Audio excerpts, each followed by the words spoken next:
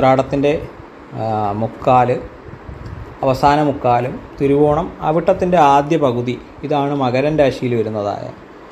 നമുക്കറിയാം ശനിയാണ് ആ രാശ്യാധിപൻ സ്വക്ഷേത്രത്തിൽ ബലവാനാണ്. 7-ൽ ചൊവ്വ നീചത്തിൽ നിൽക്കുന്നതിൻ്റെതായ ബുദ്ധിമുട്ടുകളും അവർക്കുള്ളതൊഴിച്ചാൽ അവർക്ക് 9-ൽ നിൽക്കുന്ന കേതുവാണ് പിന്നൊരു ദോഷത്തെ വിധിക്കാനുള്ളത്. എന്നാലും വലിയ ബുദ്ധിമുട്ടുകൾ ആ രാശിക്കാർക്കില്ല. മകരം രാശിയെ സംബന്ധിച്ച് വലിയ പ്രശ്നങ്ങളില്ല എന്ന് നമുക്ക് നിരൂപിക്കാം. എന്നാൽ 7-ൽ നീചത്തിൽ നിൽക്കുന്ന ചൊവ്വയും പിന്നെ ഈ 2-ലെ ശനിയും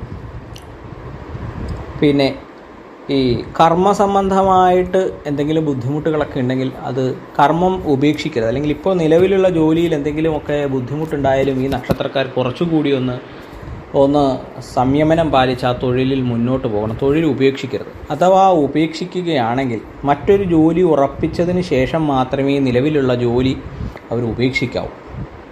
അല്ലെങ്കിൽ ഉള്ളത് പോവുകയും ചെയ്തു, വിചാരിച്ചത് കിട്ടിയതുമില്ല എന്നുള്ള പല അവസ്ഥകൾ അവരുടെ ജീവിതത്തിൽ വന്നു ചേരും. ഇതാണ് അവർക്കിപ്പോൾ ഉള്ളൊരു പ്രധാന വിഷയം കാണുന്നത്. കുംഭൻ രാശിക്ക് ജന്മത്തിൽ ശനിയാണ്. ജന്മത്തിൽ ശനി സ്വക്ഷേത്ര ബലവാനൊക്കെ ആയ ശനി ആയതുകൊണ്ട് അവർക്ക് കുഴപ്പമില്ലെങ്കിലും ദേഹസംബന്ധമായിട്ട് ചില ബുദ്ധിമുട്ടുകളൊക്കെ ഉണ്ടാവാം.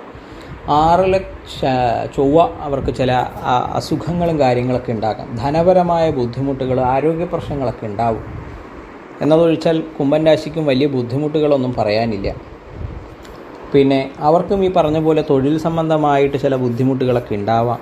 പാർട്ട്ണർഷിപ്പുകളൊക്കെ കുറച്ചൊന്ന് ശ്രദ്ധിക്കുന്നത് നല്ലതാണ്. ഇപ്പോൾ അവരുടെ പാർട്ട്ണർഷിപ്പുകളാണ് ഇപ്പോൾ അവർ ശ്രദ്ധിക്കേണ്ടത്. പാർട്ട്ണർഷിപ്പൊന്നും നഷ്ടപ്പെട്ടു പോകാതിരിക്കാൻ ശ്രദ്ധിക്കണം.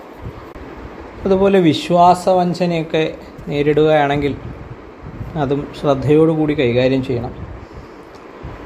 പിന്നെ കുംഭൻ രാശിക്ക് പിന്നെ വേറെ വലിയ പ്രശ്നങ്ങളൊന്നുമില്ല. ധനപരമായ പ്രശ്നം ഒക്കെയാണ് പിന്നീടുള്ളത്. അതൊക്കെ നമ്മൾ ശ്രദ്ധിച്ച് മുന്നോട്ട് പോയാൽ വലിയ കുഴപ്പമൊന്നും ഉണ്ടാവില്ല. പിന്നീട് നമുക്ക് പറയേണ്ടുന്നത്, ഇതിലിപ്പോൾ നമ്മൾ ചിന്തിക്കുമ്പോൾ ഈ 12 രാശികളെ ചിന്തിക്കുമ്പോൾ ആകെ ഇതിൽ ചെറിയ ചെറിയ ഗുണങ്ങൾ മാത്രമേ ഈ 12 രാശികൾക്കുള്ളൂ എന്ന് നമുക്ക് മനസ്സിലാക്കാം. അപ്പോൾ ശരാശരി എല്ലാവർക്കും ദോഷം വിധിക്കുന്ന കാലമാണ് എന്ന് നമുക്ക് മനസ്സിലാക്കാം. അങ്ങനെയെങ്കിൽ എന്താണ് ഇതിനൊരു പരിഹാരം?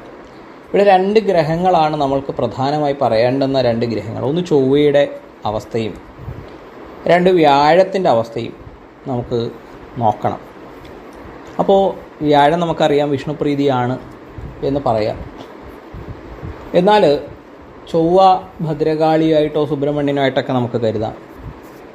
ശനി ശാസ്താവായിട്ടും കരുതാം. ശനിയെ കൂടി നമുക്ക് ഉൾക്കൊള്ളിച്ചാൽ ശനി ശാസ്താവായിട്ടോ വേട്ടേക്കരനായിട്ടോ ഒക്കെ നമുക്ക് ചിന്തിക്കാം.